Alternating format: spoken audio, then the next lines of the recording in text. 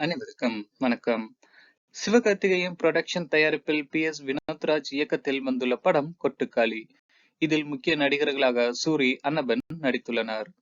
சர்வதேச திரைப்பட விழாக்கள் பலவற்றில கலந்துகிட்டு சில விருதுகளை வென்ற கூழாங்கல் படத்தை இயக்கிய PS வினோத்ராஜ் இயக்கத்தில் வெளியாகியுள்ள அடுத்த படம் இது. வணிக ரீதியாக திரைப்படங்களுக்கு மத்தியில இப்படியான படங்களை எடுப்பதற்கும் ஒரு தைரியம் வேணும்.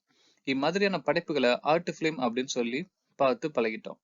உலக அளவிலான திரைப்படங்கள்ல உள்ள எளிதான ஒரு வரி கதை, அதற்கான இயல்பான சம்பவங்களை கொண்ட திரைக்கதை, அதில் உள்ள காட்சிகள் ஊடாக ரசிகர்களுக்கு சொல்ல வேண்டிய சில கருத்துக்கள் என இத்திரைப்படம் வழக்கமான திரைப்படத்திலிருந்து மாறுபட்ட படமாவே இருக்கும். வணிக ரீதியாக படங்கள்ல உள்ள வழக்கமான ஒரு கதை தான். ஆனா அதை இயக்குனர் வினோத்ராஜ் அணுகியிருக்கும் விதம் தான் மாறுபட்டு இருக்கு. மதுரை அருகே உள்ள ஒரு கிராமத்தில் நடக்கும் கதை. இளம்பெண் அண்ணாபெண்ணுக்கு பேய் பிடித்திருப்பதாக நினைச்சு அவர மற்றொரு கிராமத்தில் உள்ள பேயோட்டும் ஒருவரிடம் அழைச்சிட்டு போறாங்க.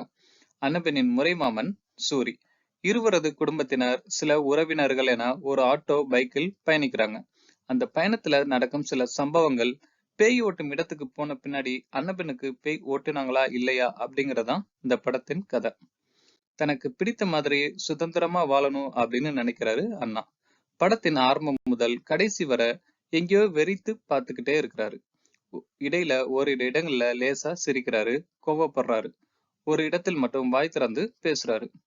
கோபக்கார மாமனாக சூரி. அண்ணா மீது அவ்வளவு பாசமா இருந்து பேய் ஓட்ட அழைச்சிட்டு போறாரு அப்படின்னு பார்த்தா ஒரு இடத்துல நம்மளுக்கு அதிர்ச்சி விட்டுறாரு.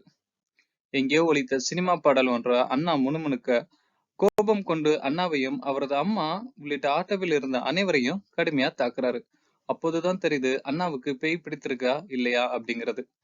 ஆணாதிக்க குணம் கொண்ட சாதி வரி பிடித்த கிராமத்து இளைஞனாக வேறு ஒரு நடிப்பை தந்திருக்கிறாரு சூரி. நகைச்சுவையில் இருந்து கதையின் நாயனாக மாறியவர் இப்படியும் நடிப்பாரா அப்படின்னு ஆச்சரியப்பட வைக்கிறாரு. மற்ற கதாபாத்திரங்கள்ல நடித்துள்ள அனைவருமே இதற்கு முன்பு நாம பாத்திராத முகங்கள். அப்படி ஒரு யதார்த்த நடிப்பை கொடுத்திருக்கிறாங்க. கிராமத்து பெண்கள் என்ன பேசுவாங்க, கிராமத்து இளைஞர்களுக்கு எதன் மீது நாட்டம் என புரளி பேசுவது, குடிப்பது என தற்கால சமூக நிலை சிலவற்றையும் குறியீடா காட்டுது இந்த படம். காட்சிகள் வழியே ரசிகர்கள் கூர்ந்து கவனிக்கும் விதமா சில பதிவுகளை தந்திருக்கிறாரு இயக்குனர். அதற்காக அவருக்கு பேருதவியா இருந்திருக்கிறாரு ஒளிப்பதிவாளர் சக்திவேல். படத்தின் பின்னணி இசையே கிடையாது. இயற்கையின் ஒளிதான் படத்துக்கான பின்னணி இசை.